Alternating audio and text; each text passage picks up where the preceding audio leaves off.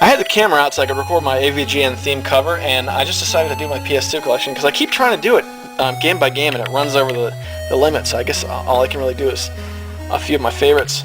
And that's what you're looking at here. This is the whole collection, which isn't very much, but I kind of like to ramble. So let's get started with a few of my choice favorites. First of all, here we have the Wizardry game, Wizardry Tale of the Forsaken Land, which is the only American PS2 release in the Wizardry series. And I love this game, but the gameplay was just too slow, so I don't get to play it very much. I paid more to play this game than any single game because I bought it when it was brand new, and I don't usually buy new games. So it was $50 for the game, and I had to buy a memory card, which was another $30. So I actually paid $80 just so I could play that one game. Also in my collection, I have RPG Maker 2, which Enji Varatsu bought me recently when we took a road trip out somewhere to look for rare games.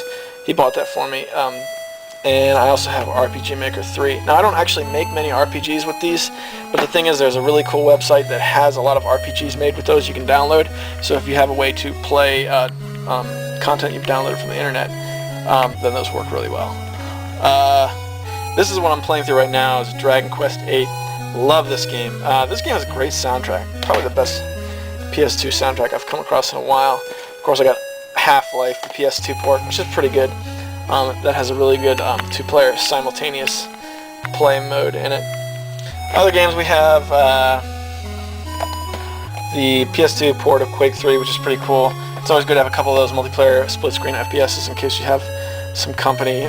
Here we also have Unreal Tournament. Everybody loves the Star Wars games, so I have both of the Star Wars Lego games. Here's the other one. It actually doesn't...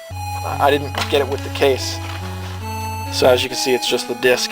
It's the disc, and this is the case that GameStop gives you when you buy it, just the case.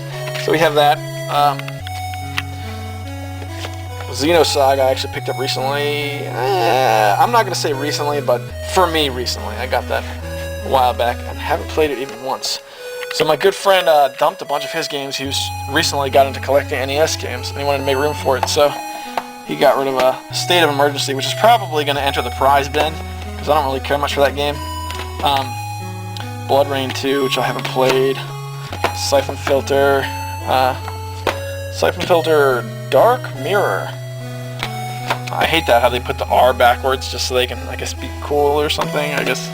Because it's a mirror, the Davinci Code, which I never would have bought myself. This is pretty cool that he gave me. Metal Slug 4 and 5. I've always been a fan of the Metal Slug series. I think Metal Slug is as close as we've come to Contra in terms of good side-scrolling action. Clock Tower 3. I always had a weak stomach for scary games, but I had to get some of the good ones. That, and of course Silent Hill 2. This is the only Silent Hill game I own. I used to have the first one for PS2, but when I got rid of my big box of PS1 games, that went with it. A couple of the games everybody knows. Final Fantasy XII. This is the only PS2 Final Fantasy title I have. This I actually got new with the system, which is awesome because my older brother got it for me for Christmas, which was so cool, so cool. Resident Evil 4. You know, that's one of the must-haves. Let's get into some of the bad games.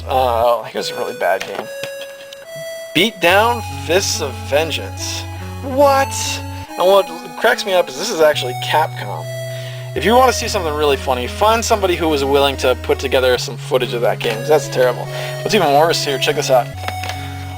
Army Man Green Rogue.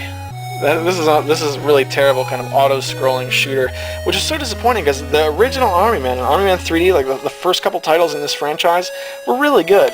And that's kind of what I was expecting, like just a slight alteration, like an update on those games. And it really wasn't that at all. And I mean, disappointing.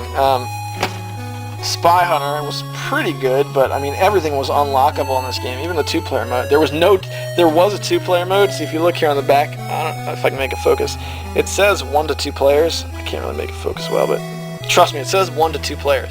It's like, all right, so I'll get it, another two-player game. The two-player mode must be unlocked by playing the one-player mode, and there you have to be really good to do it. And there's no code either.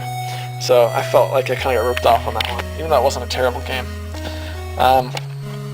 Metal Gear Solid 3. I'm not exactly sure if this qualifies as a game because it's mostly cinematic sequences, and you can write hate mail if you want. I mean, people love that game to death, and it's not one of my favorites. That doesn't necessarily make it a bad game. It just means it's not one of my favorite games.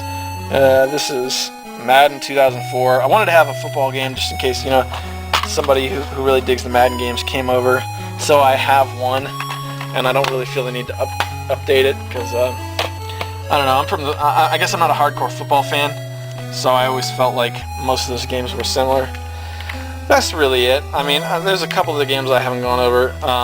Hitman 2 is a really good game. I always found that the control curve for this game was a little stiff. Maybe I'm just bad at it. That happens.